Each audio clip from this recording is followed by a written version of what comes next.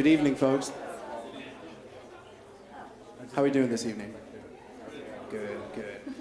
Well, my name is Emmanuel Kennedy, and I wanted to take the time to welcome you to the second annual Awkward Awareness Week here at Notre Dame, and which our hallmark event for the evening is with the man standing right behind me, Arthur Chu. And this is also the second of a series of 3 Men in Masculinity programming big-time speakers that we're inviting to campus as well. And you'll see the third one coming up here within the next couple months, so stay tuned for that as well, though. But the biggest thing that I wanted to express to everybody is why I felt this conversation was important is because when we talk about, I think, manhood and masculinity, a lot of the times we take a look at from a bro culture perspective. We take a look at macho. We talk about big muscles and big guns and big cars, and that's the way we're going to look at men and masculinity, though. But there's another side of that masculinity that needs just as much attention that I think we tend to ignore within our culture. But however, if we can take a critical examination of that, we'll realize that there are the same sort of struggles within that conversation for those young men that identify within nerd or geek culture that we need to illuminate and we need to talk about as well. So with me I have Arthur Chu, and you might have seen him on Jeopardy. He was a 12-day champion. He was on the Tournament of Champions. He's the smartest guy up on the stage right now. But in Arthur's words, he is a lifelong reader, writer, gamer, and general nerd who recently got attention on the national stage for his performance on the game show Jeopardy. He writes about issues of growing up a gifted Asian kid in an atmosphere of social isolation and toxic digital culture for the Daily Beast, Salon, and other outlets. He's currently based in Cleveland, Ohio, and lives with his wife, Eliza, and an ever-growing number of cats. So with that, I give you Arthur Chu. Either of them are here tonight. Hi, thank you so much. Thanks for having me here. Thanks for giving me your Tuesday night. So I'm here tonight to talk about something called Your Princess is in Another Castle, which if any of you played Super Mario Brothers, you know it's a reference to if you beat any castle stage before World 8-4, instead of a beautiful princess, you get a little mushroom dude, and you get frustrated and angry because he tells you a princess is another castle. This is also an article that I wrote in May 2014 due to events that occurred on May 23rd, 2014. And I'm here to talk about it today because, interestingly, that kind of eclipsed what I did on Jeopardy, and it got shared a lot. It became kind of a widely talked about entrance to this discussion of what happened on May 23rd, 2014. So let's get into it. In May 23rd, 2014, in the community of Isla Vista, which is a community at the University of California, Santa Barbara, there was a mass murder incident. 6 people were killed and 13 injured. The names of the 6 people who were killed, George Chen, James Hong, and David Wong, were found stabbed to death in their beds that morning. And Catherine Cooper and Veronica Weiss, were shot outside of the Alpha Phi sorority house. The shooter had tried to gain entrance to the Alpha Phi house, couldn't, and so started firing into the crowd around the Tri Delta house next door. Then he got in his car, drove through a crowd, injured several other people, ended up at the Isla Vista Deli Mart where he killed the 6th and final victim, Christopher Michaels Martinez, before killing himself. His name, as you probably know, is Elliot Rodger. I'm going to avoid saying his name because it's best practices to avoid publicizing the image of a mass murderer. It's often part of their motivation to gain that kind of publicity. But since we're going to talk about his motivations, we're going to spend some time talking about him. This is an image of him from a YouTube video that he uploaded, which he titled Retribution, and that was widely quoted by the mainstream media after the shooting. The shooter also wrote a manifesto called My Twisted World, which he emailed to several people that he knew, and ABC eventually reprinted it in full. The reason that we're talking about this is because of the content of those messages he wanted to send out to the world as his explanation for why he carried out his horrific acts. After the shooting, many people talked about misogyny and hatred of women, and other people said that that was painting with a broad brush, that it was extrapolating too much from an isolated incident, that it was making it about something that it wasn't about. So, unfortunately, I'm going to have to read directly from his writing, which I don't enjoy doing, but I'm going to just give some paragraphs that exemplify where I think he was coming from. In Retribution, this is a clip that was shown on a lot of news sources, he said, "I'm 22 years old and I'm still a virgin. I've never even kissed a girl. I've been through college for 2.5 years, more than that actually, and I'm still a virgin. It has been very torturous. College is the time when everyone experiences those things such as sex and fun and pleasure. Within those years, I've had to rot in loneliness. It's not fair. You girls have never been attracted to me. I don't know why you girls aren't attracted to me, but I will punish you all for it. It's an injustice, a crime, because I don't know what you don't see in me. I'm the perfect guy, and yet you throw yourselves at these obnoxious men instead of me, the supreme gentleman." In My Twisted World, there were some further paragraphs where he went further into his theories about society. Why do women behave like vicious, stupid, cruel animals who take delight in my suffering and starvation? Why do they have a perverted sexual attraction for the most brutish of men instead of the gentlemen of intelligence? I concluded that women are flawed. There is something mentally wrong with the way their brains are wired, as if they haven't evolved from animal-like thinking. They are incapable of reason or thinking rationally. They are like animals, completely controlled by their primal depraved emotions and impulses. So that's pretty messed up. Those of you who are classics majors or who have read older books, it's also actually fairly close to a view of women from St. Augustine's time. It was actually a common view of women that women were less evolved than men, less elevated spiritually than men, that women were attracted to base symbols of status and power. There are other people who argued that racism was a major role in what he did. A lot of people said, well, out of his victims, 4 out of 6 were male, and 3 of them were Asian men. This is what he said about Asian men in My Twisted World. "I came across this Asian guy who was talking to a white girl. The sight of that filled me with rage. I always felt as if white girls thought less of me because I was half Asian, but then I see this white girl at the party talking to a full-blooded Asian. I never had that kind of attention from a white girl, and white girls are the only girls I'm attracted to, especially the blondes. How could an ugly Asian attract the attention of a white girl while a beautiful Eurasian, like myself, never had any attention from them?" So, he did have a great deal of anger towards men. The first 3 people he killed were his roommates, who were all male. But that anger was located in a resentment of women for choosing men other than him. That, too, is an old trope, if you want to call it that. A great deal of anger towards men had to do with intermarriage, historically speaking, had to do with women rising below or above their station, had to do with the right to kill a man in revenge for defiling or violating a woman that you felt belonged to you. Finally, a lot of people said that Elliot Rodger was a lone wolf, that he was suffering from mental illness, which he undoubtedly was, but that he was a unique case, and that you can't draw conclusions about our culture or about guys in general from that. So here's another quote from My Twisted World. "The spring of 2013 was also the time when I came across the website puahate.com. It is a forum full of men who are starved of sex just like me. Many of them have their own theories of what women are attracted to, and many of them share my hatred of women, though unlike me, they would be too cowardly to act on it. Reading the posts on that website only confirmed many of the theories I had about how wicked and degenerate women really are." So let's have a conversation about puahate.com, which was not a unique website. It wasn't just one website, although it was a heavily trafficked website. There's some terms that you may have heard if you spent some time online. Terms like the manosphere, that's a sort of all-encompassing term. Masculism as the inverse of feminism. Or meninists, not a very creative neologism, but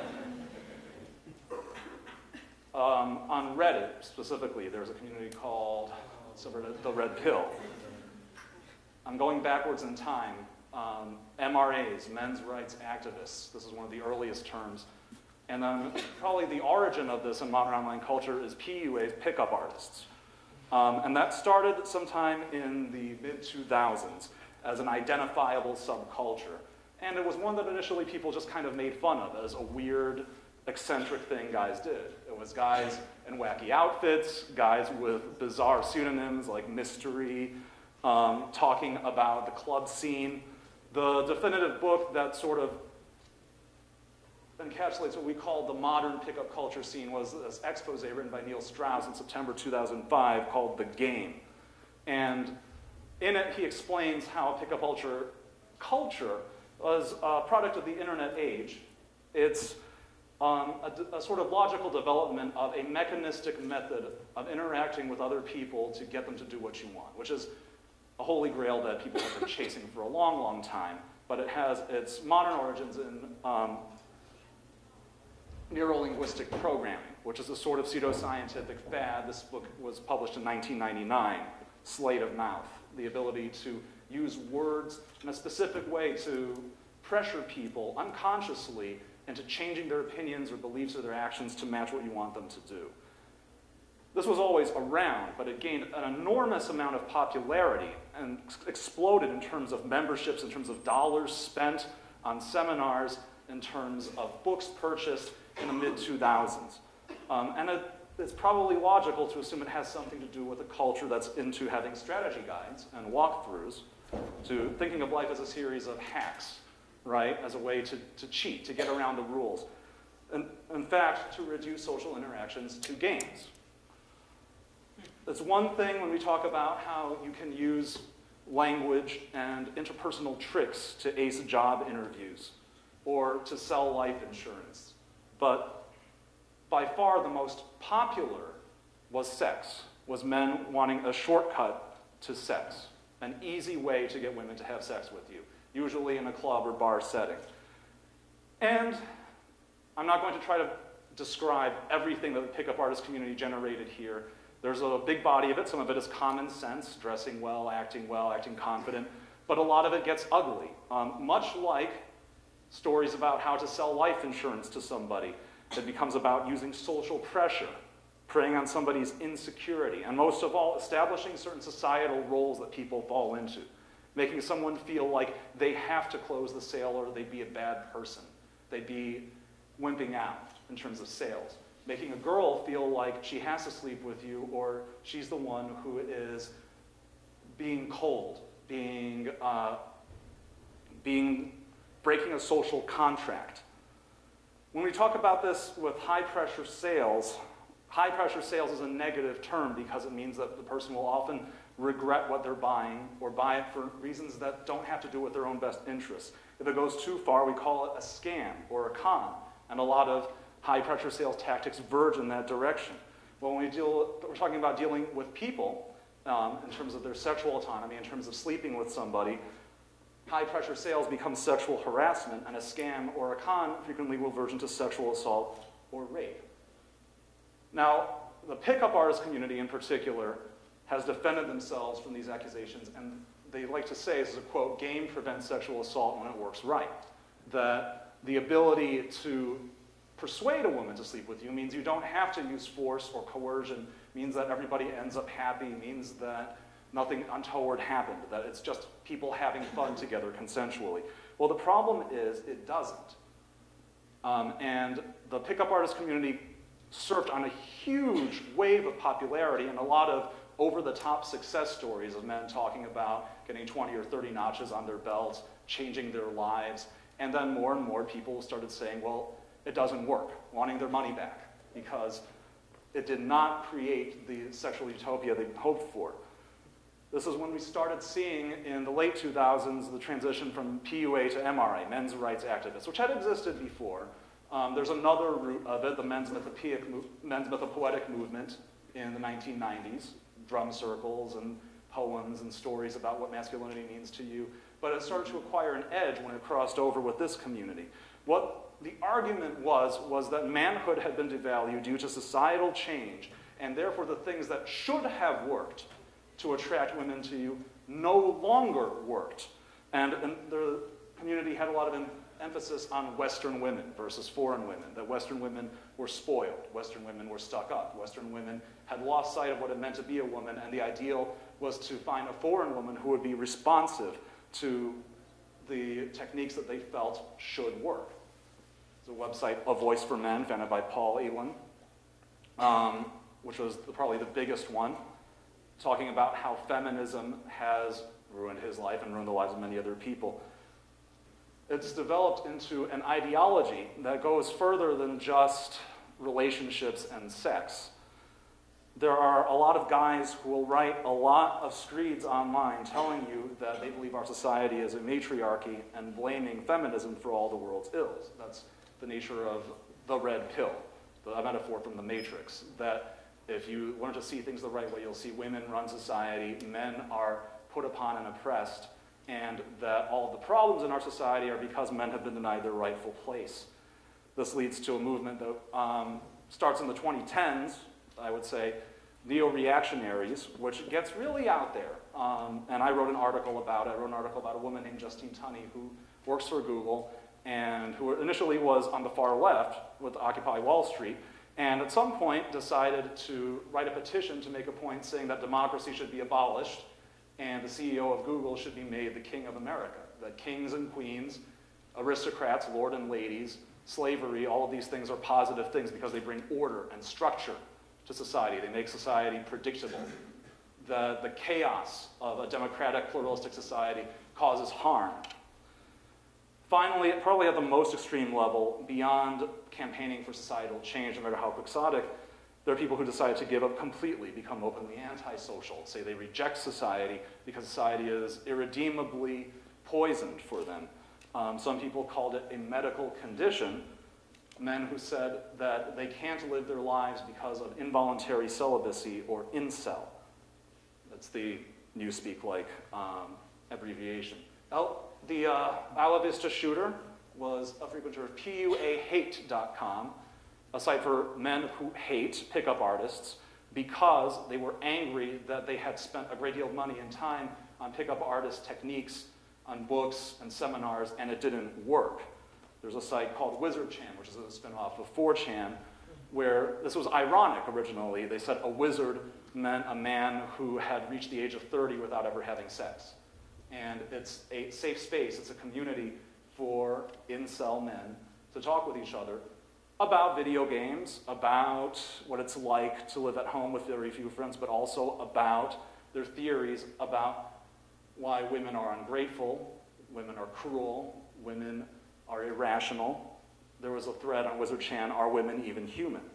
PUAHate.com shut down because the moderator was afraid of legal action after he was linked to the Isla Vista shooting. It was quickly replaced with another site called sluthate.com, which is pretty much the same set of sub-forums. Has pretty much as much traffic. It was low at the beginning, but has rebounded to the same level that it was there before. Again, I'm not going to try to summarize the entirety of the ideology, and the ideology goes pretty deep, and a defender of the ideology would probably say there's diversity within it. But there's certain threads in common. One of them is the concept of sexual market value, which is the idea that sex is a transaction between men and women, that it should be possible, it ought to be possible for a man to make himself valuable to women, and therefore, just as when you put an item on the open market for auction, be guaranteed a certain amount of sex. Viewing relationships between the sexes as an antagonistic bargain, much like when you're interacting with a vendor in the business world. You're trying to get something from them, they're trying to get something from you, and you're both trying to maximize the value you get from each other.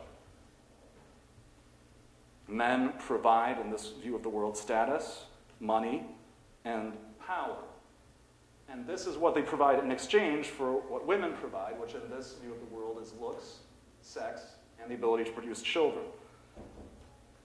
The red pill ideology says that modern society is a broken pact. It says that this structure has failed because women get to choose who to sleep with, as opposed to an earlier society where a man could earn his way into marriage by acquiring a certain amount of land or a certain amount of money. That men get picked because of looks, charisma, and attraction, which means that the things that they value, money, competence, and social status, are no longer valued.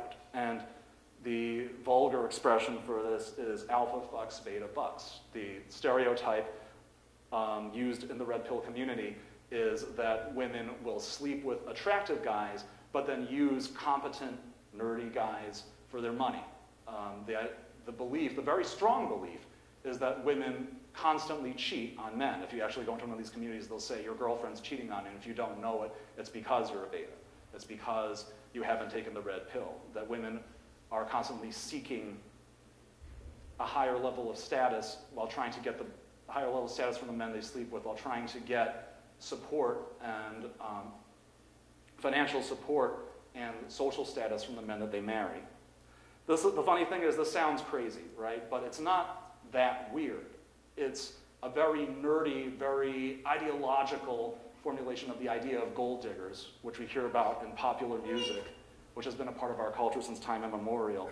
It's what you see in the battle of the sexes whenever you see a sitcom where the husband and the wife hate each other and snipe at each other, and the wife clearly doesn't respect the husband doesn't respect the wife.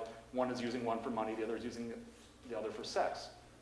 It's a stereotype that's deeply ingrained in our culture, the one of getting the girl through some act of proving yourself, of being able to provide something that a girl wants, winning a contest, and the idea that nice guys finish last, that there's some injustice in the fact that women prefer guys who haven't really earned their way into sleeping with a woman because they've cheated somehow. And the red pill community is all about, the pickup artist community in particular is about learning those cheat codes, about how being charming, being socially dominant, being charismatic is a way to get around the rule that you should be able to sleep with a woman just because you're hardworking, you have money, you have a decent job. And some people say, okay, so there's crazy people on the internet who believe this, and you can point me to stuff from the 1950s or the 1850s or from medieval times where guys say things that sound like this. We know this is part of our culture, but we're past that, right? It's not part of our culture now. We've evolved beyond that. And so I took a quick look. I did this for the article that I wrote. I did it again for this presentation of relatively recent films and television shows. There was Revenge of the Nerds in 1984, where the main character, well, this scene is from the panty raid scene, where the nerds get one over on the jocks by stealing their girlfriend's underwear and using the women as a piece in this match between, as a pawn in this match between the nerd fraternity and the jock fraternity. But the scene that I focus on is the protagonist sleeps with his rival's girlfriend while masked, while disguised. And that's an old trope, right? The bed trick goes back to the legends of King Arthur, right? Uther Pendragon and Igraine, but he sleeps with her. This is technically rape by deception. But he does it so well because he's such a good person, because he cares so much about women and pleasing women. He says jocks care about sports, jocks think about sports all the time, nerds think about sex, that she falls in love with him afterwards and leaves her boyfriend. And this was the iconic, Revenge of the Nerds. This was the iconic nerd film, 1984. Pretty in Pink, Ducky, the best friend. She ends up with the prep, but everybody loves Ducky because even though she repeatedly rejects him, he keeps on chasing after her. Say Anything, 1989, John Cusack follows Young Sky around, blasts music at her from a boombox, eventually wears her down.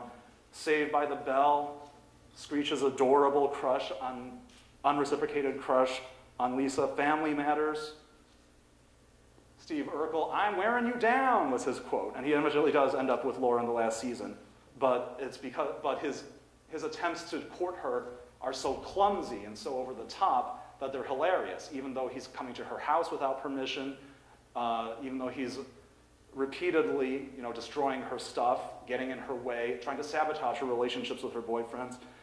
There's something about Mary, 1998, where Ben Stiller hires a private investigator to track down Cameron Diaz because she's his old flame and sets up a situation where he can get back together with her.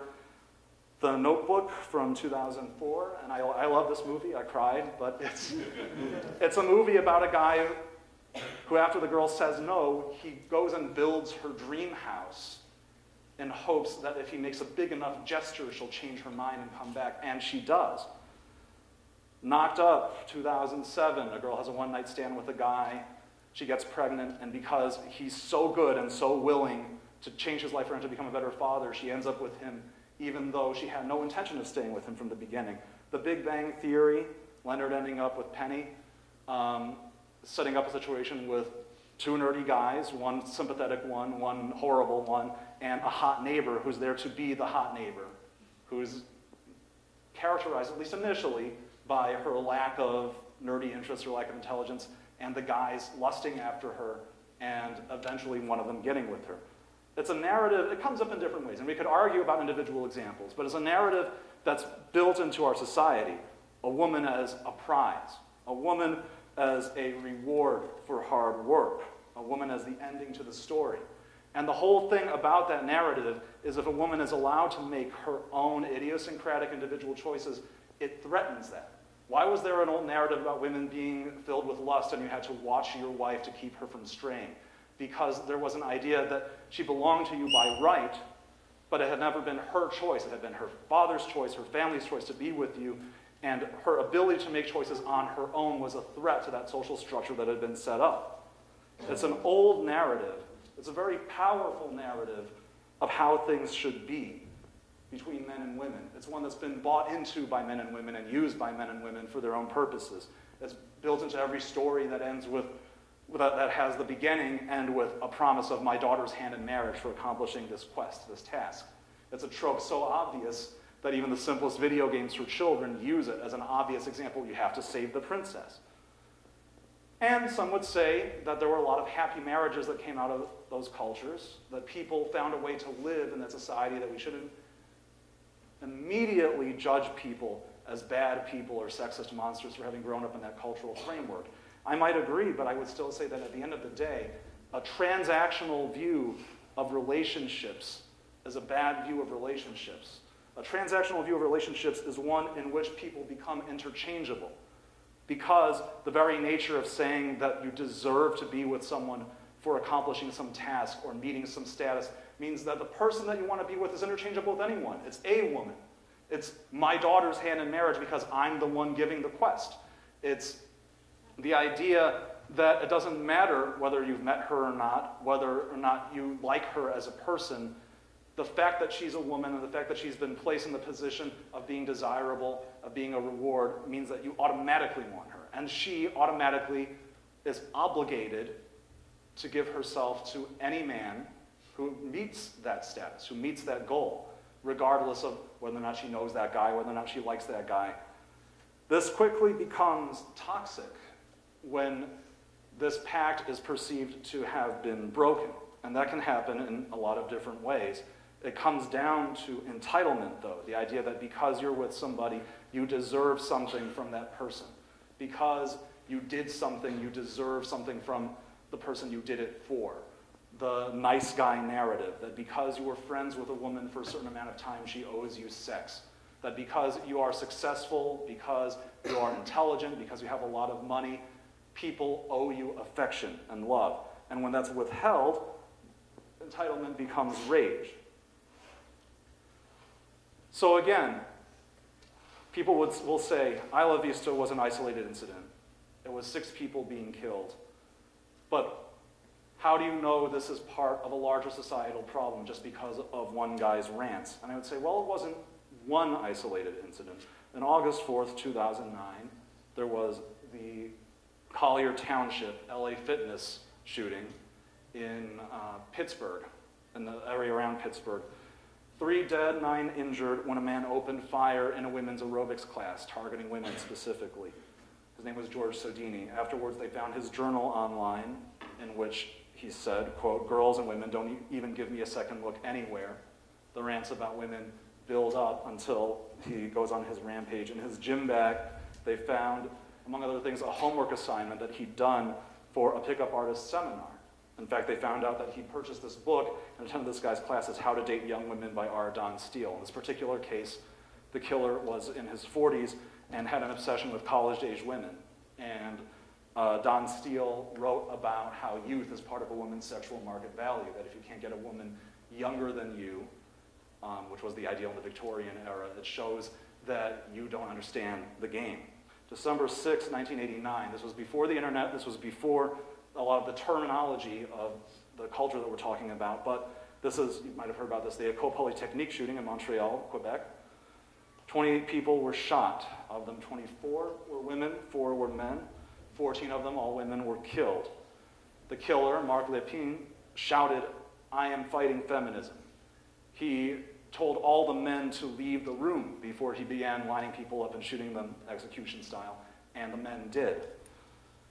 On October 15th, 2014, a woman who you might have heard of named Anita Sarkeesian, who's a feminist game critic, was going to give a presentation at Utah State University, and she received an email promising the deadliest school shooting in history if she was allowed to speak, saying that feminists have ruined my life, and explicitly referencing a Montreal massacre-style attack. So this is in the public consciousness. Now those are still just a few examples, but I could go on. There's the Amish school shooting, October 2nd, 2006, in Lancaster County, Pennsylvania, when a man stormed into a classroom, made all the boys leave, and then killed all the girls, aged 8 to 13. The Platte Canyon High School hostage crisis, September 27th, 2006, when a man took 9 high school girls hostage, sexually assaulted all of them, and then released 4 of the hostages, and then was interrupted by responders, opened fire, killed one of the hostages, and then himself. There's even the V-Tech shooting, which was not usually seen as a gendered shooting, April 16th, 2007, but Seung-Hoi Cho began the shooting by confronting a girl that was later misidentified as his girlfriend. His criminal record, as such, showed that he'd been caught and then released before for stalking 2 girls. And among the mountain of rants that he left in his video about why he did it, there was a lot of similar language about rejection, not understanding why he was alone, not understanding why he felt no affection from anyone. The kind of thing that from men typically gets directed towards women. So after Isla Vista, there was a hashtag, #NotAllMen, which was mostly posted into, ironically, on Twitter by people opposing it. But there were some guys who started talking about it sincerely, saying that, well, why are you blaming all men for doing this? I don't kill anybody. I respect all the women that I've dated. This feels like an unwarranted attack on a whole gender. The response was, yes, all women, the hashtag which was one of the biggest trending hashtag in Twitter history over the course of that weekend. And before getting into what people wrote in the hashtag, what it brought to light, which has been talked about a lot, are some statistics that 1 in 3 women, for instance, globally, will be victims of domestic violence within their lifetime. 1 in 5 teenage girls in the United States have been report being threatened with violence or self-harm when attempting to end a relationship with a boyfriend. 1 in 4 college women have in their lifetime been the victim of rape or attempted rape. 9% of college men, when asked in a survey that carefully avoids using the term rape or the term sexual assault, admit to committing acts that constitute the legal definition of rape. And in less than 10% of cases of alleged rape will criminal charges ever be brought in court. So yes, most men by far aren't mass murderers. Mass murder is extremely rare. Most men by far will never kill anybody. But murder is not the only crime that women are vulnerable to. The pattern of male entitlement to women's bodies goes beyond big splashy incidents like the École Polytechnique massacre or the Isla Vista shootings. It's a pattern of men feeling entitled to something from women, then feeling entitled to lash out if they don't get it. Some tweets that were written during the trending period of Yes, All Women. Yes, all women, because I was trained to instinctually carry my keys between my fingers in case I need to punch an attacker. Kara Parrish, May 27, 2014. Girls grow up knowing that it's safer to give a fake phone number than to turn a guy down. Kate Tuttle, May 24th. I have a boyfriend is the easiest way to get a man to leave you alone because he respects another man more than you. A woman named Ryla, May 25th. Yes, all women, because the media will mourn the lives of ruined high school football players, but not of the girls they assaulted. Amy Ma, in reference to the Steubenville case. Because when my husband asked me to slow down when we walk together, I realized he hasn't spent his life avoiding street harassment. Soria Shamali.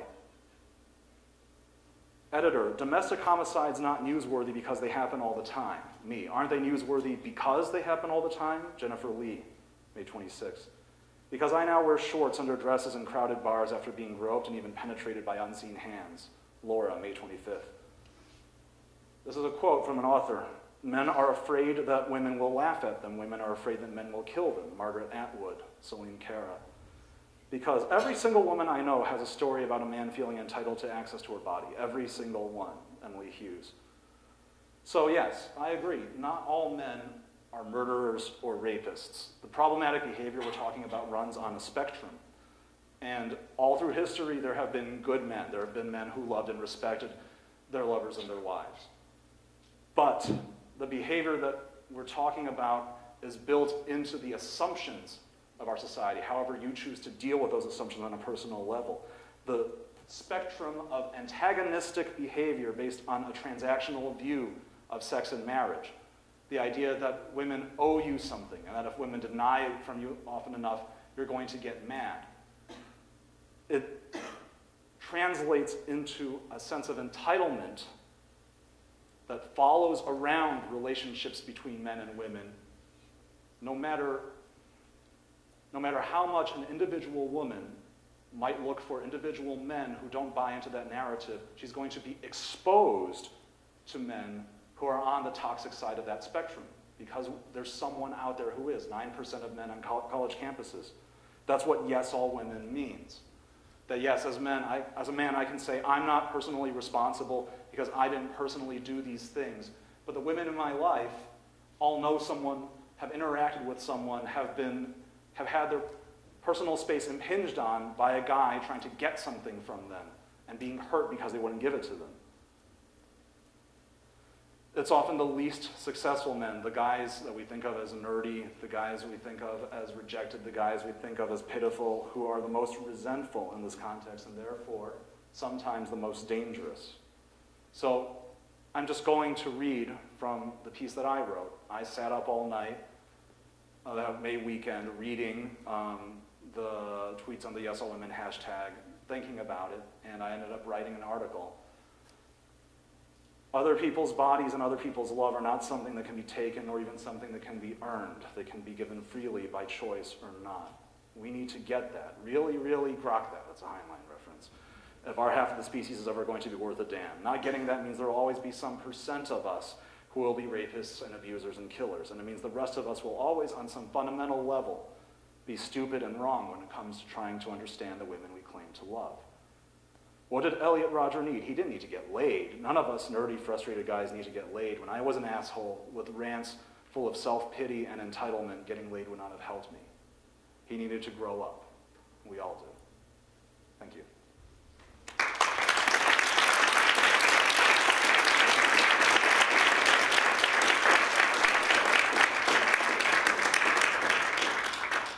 We have time for questions. So, anybody have any questions for Arthur? Yes. So, in my experience with talking to these people online, like in the same spheres that you talk about, there's also a lot of hate for trans people, male to female, female to male. Could you shed any light or explanation on that? Yeah, that's something that I've also noticed. It's something that's been talked about a lot, and it's actually kind of, in a sense, it's almost too obvious. It's that if you base your idea of how society should be on this transactional paradigm, on this idea that society works because men work hard to get women's affection and women serve to motivate men, and that you can't mix those up, then anyone who breaks those boundaries is a traitor, is destroying society, the fabric of society. And that's quite literal language that you'll hear.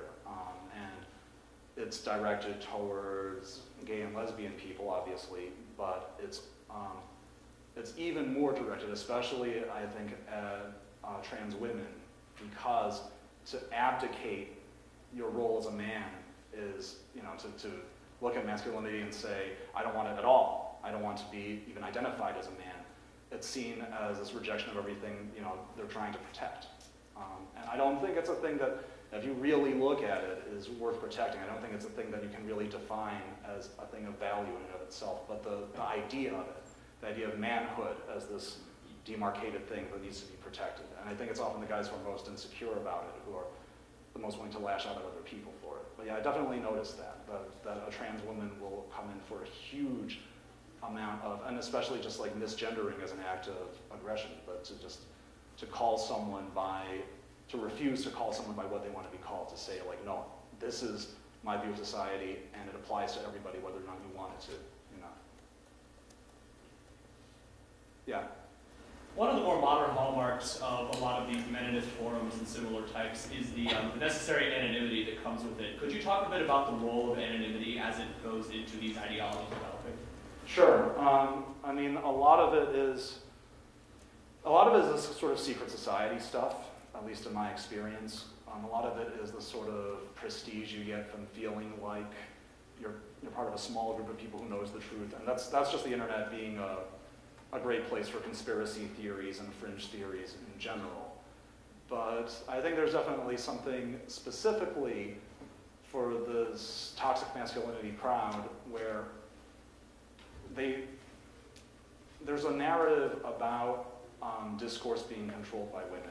There's a woman, Christina Hoff Sommers, who wrote a book, The War Against Boys, which is very popular in those circles about how schools are now better for girls than for boys, how norms of communication about, taking turns and using your words and explaining your feelings is more for girls than boys. There's a kind of, I think it's false, but I think there's a kind of idea that men are supposed to be bad at articulating things in this cooperative, discourse-based way, that men are attracted to authority and order and to receiving truths in terms of rules and laws.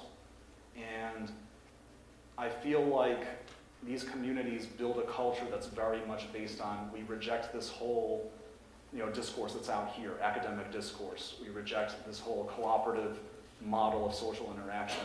We're building our own kind of society, and it's one that's based on our kind of interaction. And so that's another reason that, aside from me personally finding their ideology unpleasant, they're unpleasant places to be. And I could go into another thing about Chan culture, the image board culture, which is a crossover with that.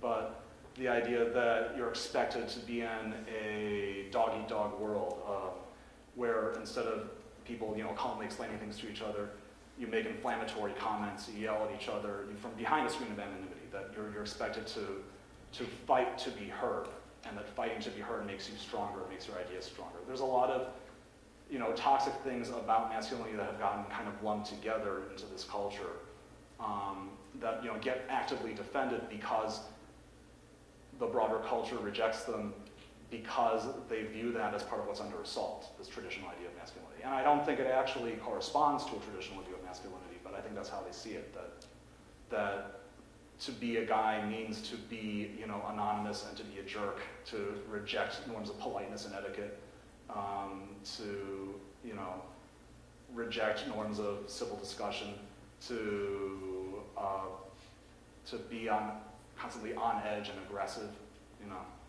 It's a whole can of worms. Yeah. If I were to meet a young man or teenage boy who's feeling unhappy about, like he hasn't had a girlfriend or hasn't had sex, and is feeling unhappy about that, and has started to think these kind of resentment thoughts, what do you think one should tell him? I mean, one of the biggest things that, one of the things I tried to say in that article, one of the biggest things that I would say is from experience, having sex doesn't really change anything. I mean, it does, but it doesn't, at the end of the day, no, it doesn't cure depression. It doesn't cure a sense of directionlessness or low self-esteem. It doesn't change who you are. And the language of stuff like, make a man out of you, becoming a man, well, it doesn't. It's a thing that happens, but whether or not it means anything has much more to do with the surrounding relationship than it does, the act of having had sex. And there are a lot of guys who have had lots of sex and still hate themselves and still are incredibly lonely. And it's actually an almost irrational almost like, quasi-religious belief that it's that important. And I think if you look at the lengths that people go to, if you look at the amount of money that people spend, and you ask yourself, why? Why is it that important? Are orgasms that important?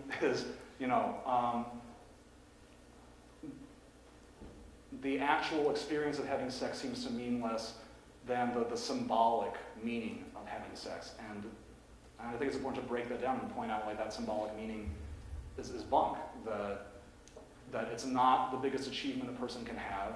It's not a life-defining moment that causes you to change from one kind of person to another. It's just a thing that happens. Is, in a weird way, not that big a deal. And I think, in a lot of ways, sex would be better, and we'd be better suited to dealing with sex if, on certain levels, we could say it's not that big a deal.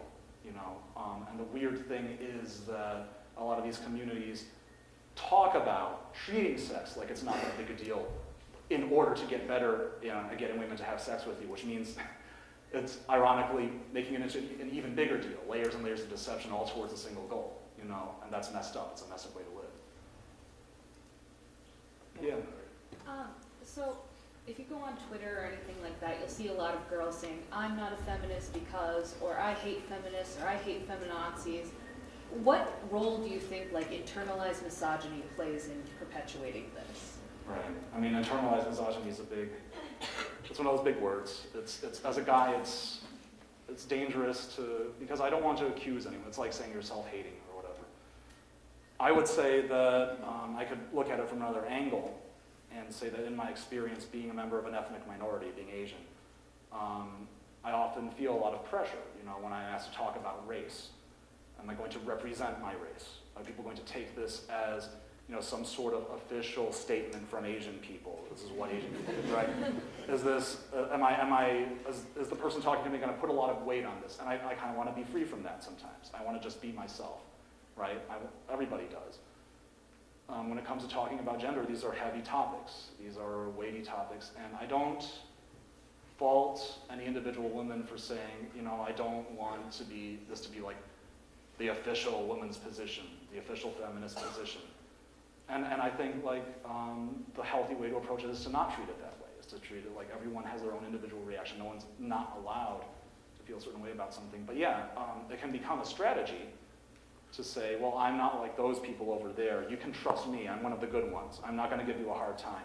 It's a very easy way to get people to feel comfortable around you. It's a very easy way to get a certain amount of status. The easiest way as a person of color to get white people to like you is to tell a racist joke. It is. It's an incredibly obvious but easy strategy because all of a sudden it's like, oh, this thing that I've been worrying about is now off my back. And I can completely see Gillian Flynn in Gone Girl, she wrote something that went semi-viral about the cool girl act, that everyone wants to be around someone who's cool, who's not going to give you a hard time. The problem is, ultimately, I think everyone knows we all do actually care at some point. There is a point when I am not cool with people saying racist things. There is a point for, I think, every woman where they're not cool with being treated badly based on their gender.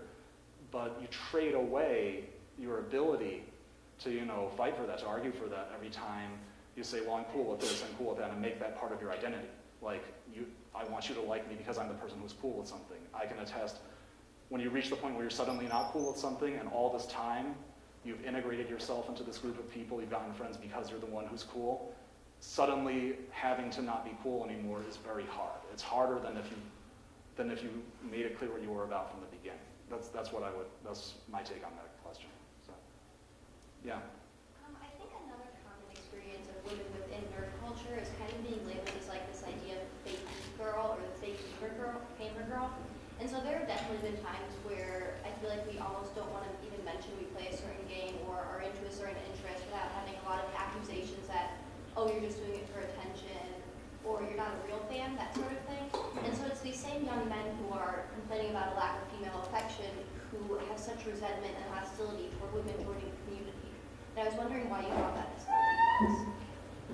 I mean, I think there's a lot of kind of circle the wagons mentality, especially if you see the worst of these communities. Wizard Chan as an example, it's a community where it's explicitly a rule that if you're not a male virgin, you can't be on the board. And if they find out that you're not, you will be banned from the board. And it's because they want it to be a safe space. It's because they feel judged by anyone who hasn't shared their experience, and they even openly say they don't think any woman could possibly share their experience, whether or not the woman has had sex or not, because for women, the choice to have sex is different than for men.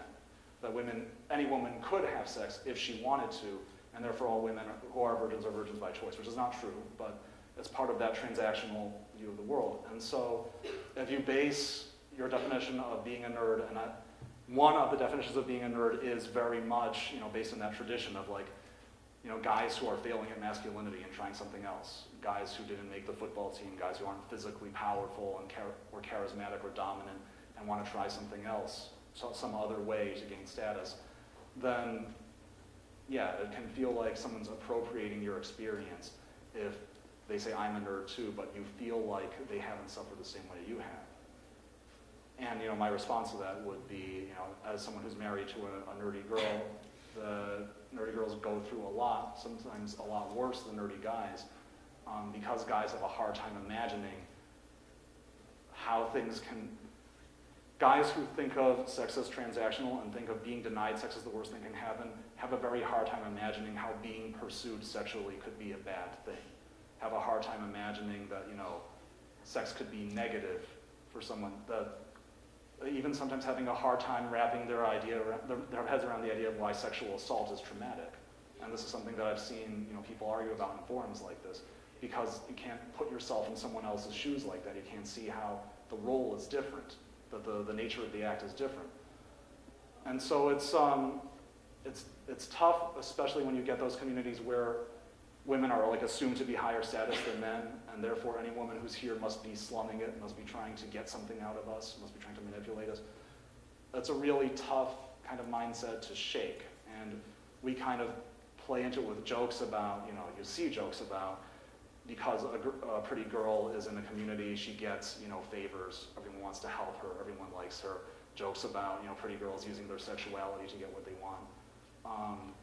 You kind of train people to be on guard for that, for the gold digger stereotype, and to react really strongly when they sense that. So this thing that happened recently with Gamergate, with the thing that happened with, where even the suggestion that maybe someone in the community slept with someone else, all the anger immediately goes towards the woman because it must have been her elevating herself by using her sexuality as a weapon, and the man sort of ignored it. It's like the man's, he's the one who accepted the bribe. He wasn't the one doing the bribing. He was doing what any man would do, but she's the one who's sort of invading this space using this horrifying weapon of her sexuality. And it's a common pattern. Yeah, it's a bad thing. Let's go over here. Yeah. Great. So you touched on this a little bit in the first question, but I wanted to ask, the phenomenon you're describing depends on a pretty obviously heteronormative view of the world. So I'm curious, how or would a homosexual man be completely immune to this view of masculinity? And if not, how does homosexuality factor into this, misogynist perspective you're describing?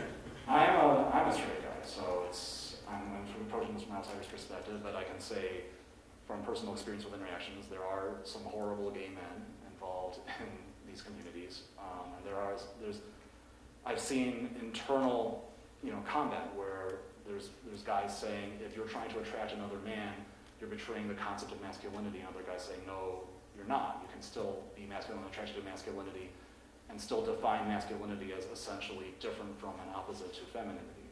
And I do know that there are some prominent voices who sort of use the fact that they're gay men as sort of a shield to say, well, I'm not in this myself to go after women, but there's a strong undertone nonetheless of misogyny in the way they deal with women. There's a guy involved in the Gamergate thing, the Gamergate movement, who's journalist Neil Yiannopoulos from Breitbart.com, who,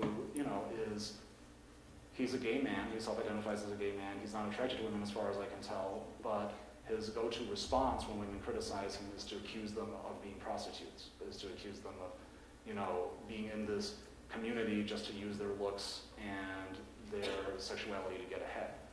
And almost saying, like, by rejecting that, he's above that, and he can criticize other men for being vulnerable to it.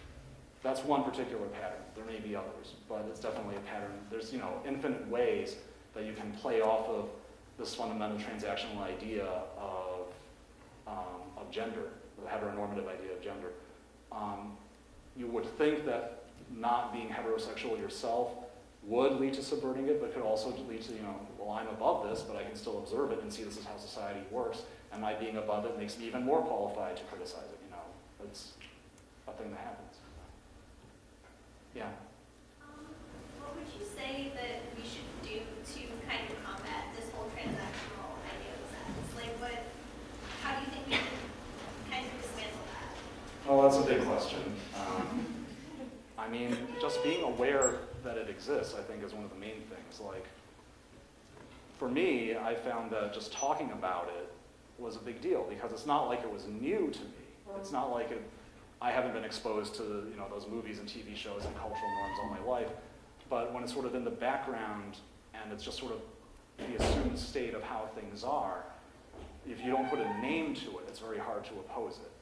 And it's very hard to even imagine that things could be otherwise until you've named the way things are. And so I think it is a big deal to just, like, recognize when these tropes come up and recognize that they are tropes, that they are, like, a specific way of viewing the world that doesn't have to be true, but that you're used to because there's something that's something that people are saying all the time, and then you can start to imagine other ways to think about it. And I know, like, I am much more conscious of jokes about, you know, you married her for her looks, she married you for your money,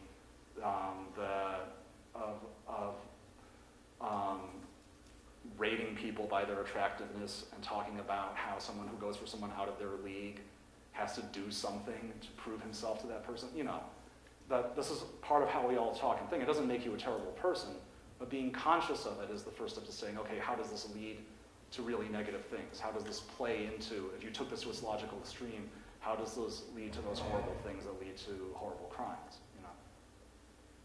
We have time for 2 more questions. Yeah. Have you received any threats or pushback because you're doing these presentations or you wrote that article? Yeah, I mean, I've definitely received pushback. So I've been working on the fringes of communities like this for a long time, and I have my own history with, you know, subcultures on the internet. But when I wrote that article, yes, a lot of the neo-reactionary and men's rights people, you know, identified me as a critic and a bad person. Scientology says oppressive person, SB, and started trolling me, attacking me. I would say it wasn't until the Gamergate thing broke, which is its own very interesting phenomenon, because we're seeing, like, successive stages of organizing on the internet. Originally, pickup artists had their own individual websites, and they were running businesses, essentially. The men's rights community took the language of activism and created activist groups around it. And then the red pill community on Reddit became sort of like not just an activist group, but a whole self-contained community. Like, if you've taken the red pill, you're welcome in our community. If you haven't, you're not. Gamergate was almost like the next level, where a self-contained community is seeking to displace and take over other communities. And that, I think, ties in with the fact that it's gamers, and gamer culture has this competitive mentality because it comes out of playing games. But once the Gamergate thing happened, and I was one of the people saying, you know, Gamergate is terrible and should stop, it became imperative to actually, like, stop me from talking, not just to disagree with me, but to, like, flood me and drown me out. You know, that's a thing that happens to people on the internet. It happened to me after I was really antagonistic about it. I noticed that it only happened to me after I was really antagonistic about it, whereas women who talked about it at all would get that treatment from the beginning. And it was that same feeling of, like, I'm a guy, so I was owed a certain respect or a certain benefit of the doubt, but for women to speak up in a way that they didn't like automatically made them illegitimate. You know, Anita Sarkeesian, who's one of the women involved in that, said, like, in the game of misogyny, women aren't the players, they're the ball. And nobody likes it when the ball, you know, speaks up, tries to fight back. It's a pattern that's really interesting with online harassment, that men accord each other this respect that women don't get at all. You know? Yeah. I was wondering if, you know, since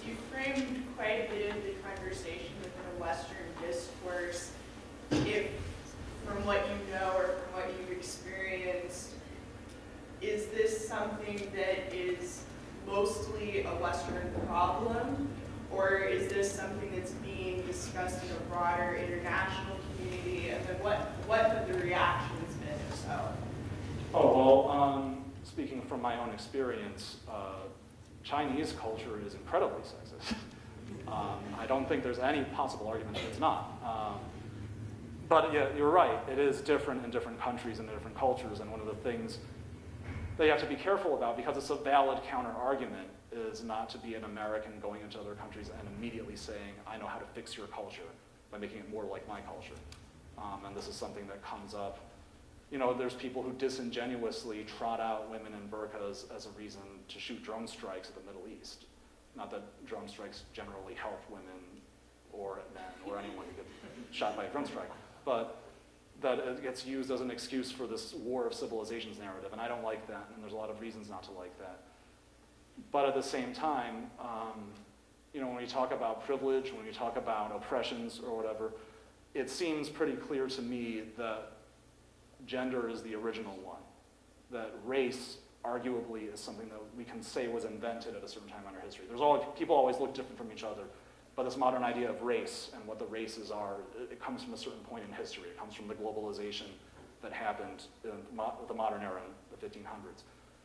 But you know, women and men, in most of the dominant cultures in the world, that's two categories that have always been there, because it's tied to sex, it's tied to reproduction, and men owning women, it's a trope that you see in cultures over and over again, and it manifests in different ways, but it's there. It's the original one, and it's almost like other things you have to tie into that original structure in order to give it that same strength within the society. That the creation of race involved a lot of invoking ideas of gender, being scared of black men to protect the sanctity of white women. Black women being a sort of property for white men to be a receptacle for certain impulses that it was wrong to aim at white women. That's really, really clear if you look at narratives about slavery, about black stereotypes from the slavery era. That capitalism, that our modern ideas of class tie into, you know, the household and into patriarchy, into someone being in charge, and to the idea that a person can be owned by another person, you know. And there's a whole women's studies thing you can go into with that. But so yeah, I would say it is as close to universal a thing as there is. I would say that that's sort of the big thing, big problem in society today. And you know, speaking as a child of immigrants, I would say it's very disingenuous to sort of put up a wall and say, no, this is an American problem, and we can't talk about the crazy misogyny in China or the crazy misogyny in the Middle East, because we have to deal with our own issues first. We have to deal with the whole one singular issue everywhere if we're going to deal with it. So yeah. All right, let's put our hands together for our Urkel again.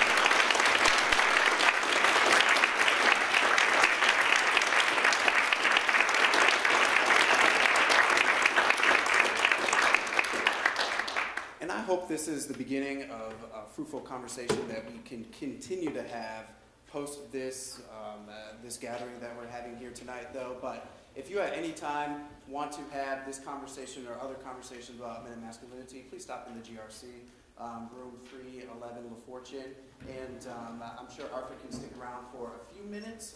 He has a 3-hour drive back home tonight to answer any questions that you didn't get answered. But before you leave, you all have evaluation forms, so please fill those out. That gives us necessary feedback that we need in order to create the best programs that we can for you all. And if you brought any plates in, please deposit them in the trash receptacle over there. Give your evaluations to Savannah. And we have plenty of food out there, so please take it with you. So have a good night. Thank you very much.